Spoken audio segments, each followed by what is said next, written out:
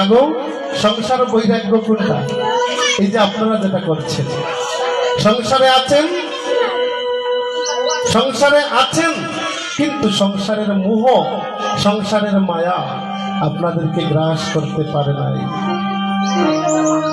ভগবানের নিত্য সেবা করছেন, গৌর হরির নিত্য চরণ সেবা করছেন, দিন শেষে গৌর হরির চরণে আত্মসমর্পিত হয়ে প্রভুর কাছে দুফোঁটা নয়ন জল ছেড়ে দিয়ে প্রভুকে প্রার্থনা জানাচ্ছেন, প্রভু গো আমি তো সংসারবদ্ধ জীব, সারাদিন কর্ম করে এসেছি, সারাদিন কর্ম করে এসে প্রভু তোমার চরণে দেওয়ার মতো আর কি আছে?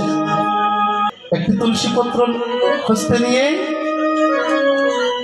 এক গণ্ড জল নিয়ে তুলসী পত্রটা যখন নয়ন জলে স্নাত করে আমার গৌর হরির চরণে, প্রাণ গোবিন্দের চরণে প্রার্থনা জানাবেন, প্রভু গো আমি তো সংসারী জীব, সারাদিন কর্ম করে এসে তোমার জন্য এইটুকু সময় পেয়েছি গো প্রভু, কৃপা করে আমার তুলসী পত্রটুকু কৃপা করে গ্রহণ করো।